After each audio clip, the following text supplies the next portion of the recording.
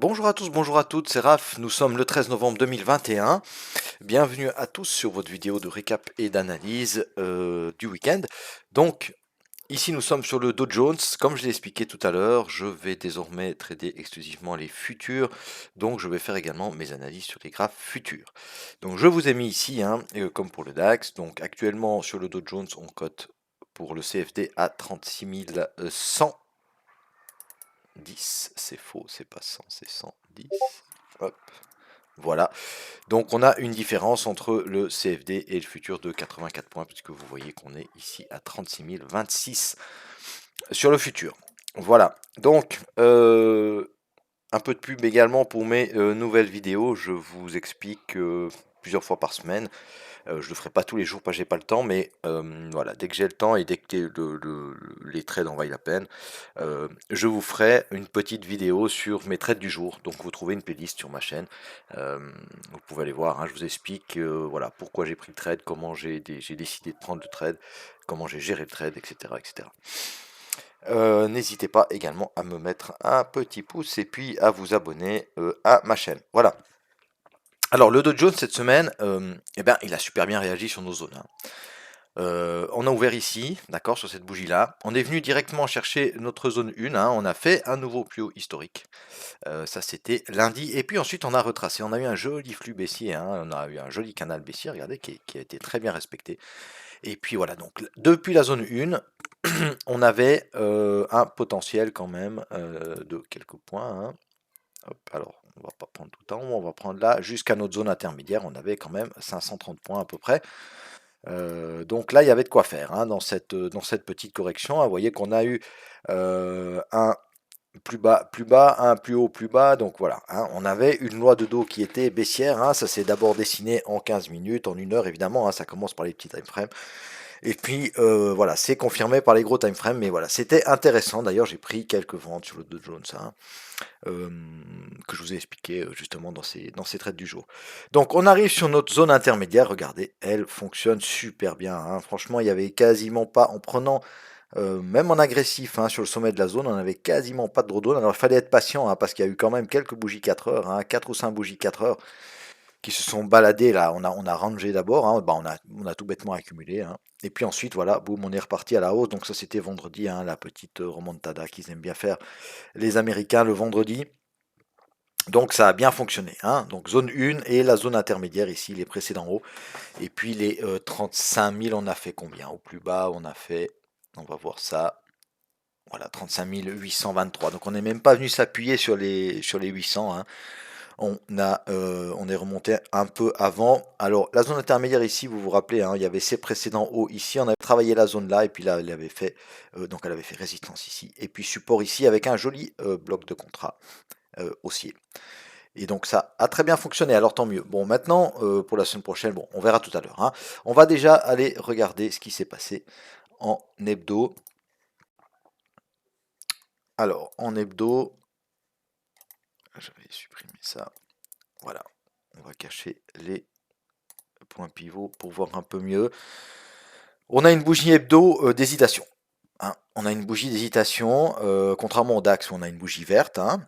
Ici, on a une bougie d'hésitation. Alors bon, pas de panique pour le moment, hein, évidemment, hein. On reste très haussier, hein, en hebdo. On continue à faire des plus hauts et des plus bas plus hauts. Donc le flux est très très haussier, mais voilà, petite bougie d'hésitation. On a eu un peu de hausse, un peu de baisse. On a quand même fait un nouveau plus haut historique, mais eh ben, ça a vendu, hein. Et on a eu un peu de prise de bénéfice. On a eu aussi, on a toujours cette inflation, hein, qui fait un peu peur au marché. Donc on voit qu'on hésite. Ensuite, en journalier, d'accord, donc on a eu lundi qui était haussier, qui nous ont permis de faire qui nous a permis pardon, de faire ces plus historiques.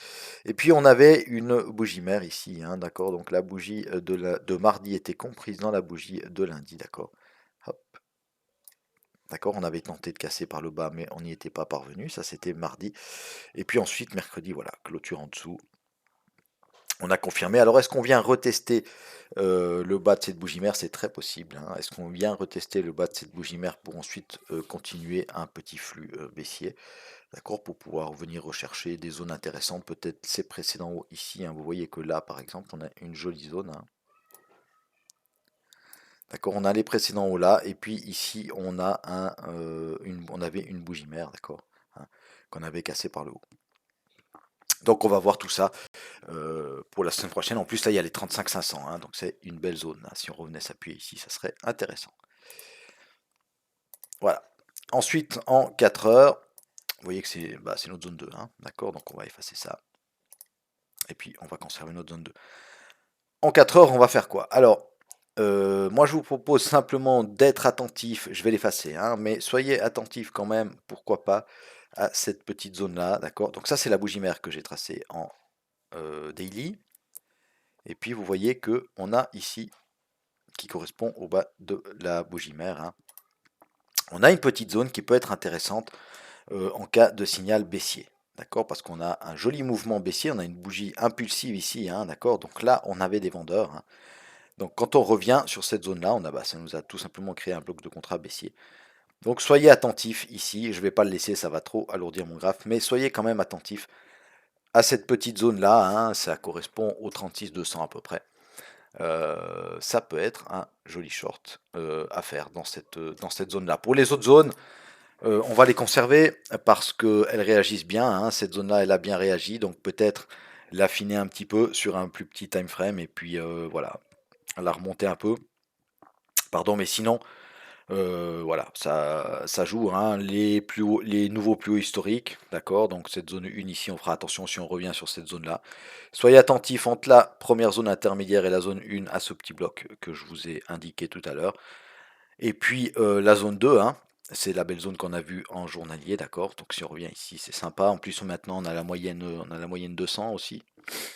Ensuite, on a la zone intermédiaire entre la 2 et la 3, et puis la zone 3 qui est beaucoup plus bas, mais pourquoi pas, hein, peut-être pas en une semaine, mais on pourrait revenir chercher cette zone. Voilà, mes amis, ce que je pouvais vous dire sur le Dow Jones. C'est un peu plus rapide que d'habitude parce que voilà, hein, on a eu un retracement entre deux zones, les zones tiennent. Donc on n'a pas de raison à part cette petite zone ici, hein, on n'a pas de raison de rajouter des zones pour en rajouter, hein, et alourdir les graphes.